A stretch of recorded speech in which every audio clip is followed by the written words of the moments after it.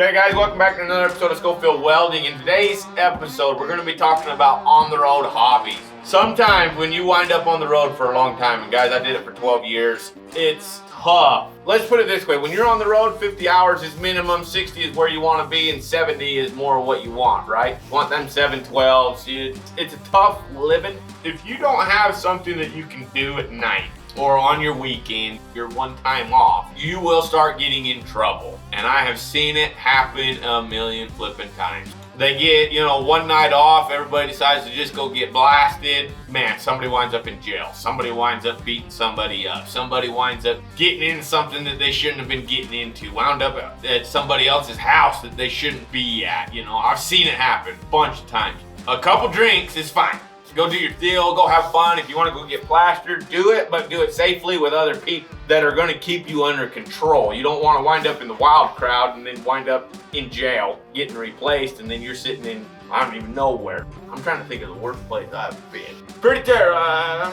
You wind up in New Mexico, all right? And that's not the worst place I've ever been, but parts of it's pretty bad. Well, you wind up in New Mexico, you're from freaking, Florida, and you're stuck in New Mexico till your court date, and then you have DUIs, and you have all this other stuff you have to deal with.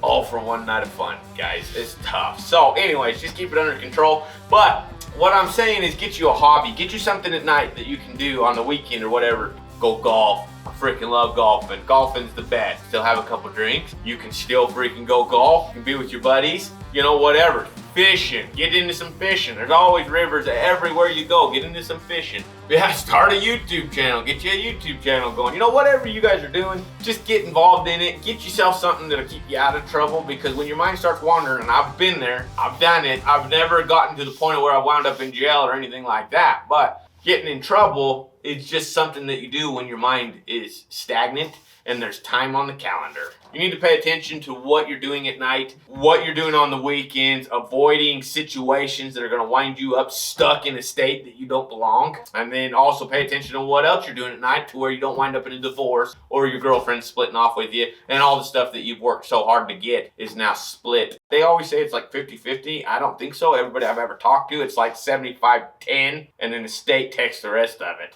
Pay attention, there's things that are going to keep you out of trouble, but get you a good group of friends. I mean, everybody's making friends out on the road. It's awesome. That's one of the benefits of being on the road is you meet people from all over the country. Just get you a couple hobbies. Ain't going to cost you $1 billion and ain't going to wipe out your whole check, and then is going to keep you out of trouble. Some of the things that I've done on the road to keep me sane, I got into leather work. I love leather work. Leather work has been one of the fun things. I love a Sheridan style. If you guys have ever seen me without my shirts on or whatever, I have Sheridan style tattoos all up my arm. It's a leather stamp look to it. I love that style of leather, and so I practiced it. I worked on it, and it was a hobby that I did, and I enjoyed it. The other thing I do, and because I have a wife that went on the road with me, I was able to do this, but I had my bird dogs with me. I would train dogs at night. That's what I would do. I'd work my dogs. We'd go find antlers. We would go train. We would, whatever it was, set up for blinds and just training these dogs in these campgrounds, which a lot of people think are super cool. I love shooting. Shooting's one of my favorite things, so that is a very expensive hobby, and something to consider is it takes a substantial amount of money to keep shooting. Every time you shoot a .223 bullet, it costs some money. And if you put it in a freaking 30-round mag, it definitely costs some money. Because all you want to do is just start popping rounds off, and it's just fun, right? Anyways, I always love shooting. I love skeet, shooting clays, bow hunting. Like, I would always take my bows with me to the campgrounds, and we'd go find an archery range or whatever. And it just always kept us out of trouble, kind of take up some time. Anyways, that's kind of some of the stuff that I've done on the road that I enjoyed. That was a hobby. Anyways, maybe give you guys a couple suggestions.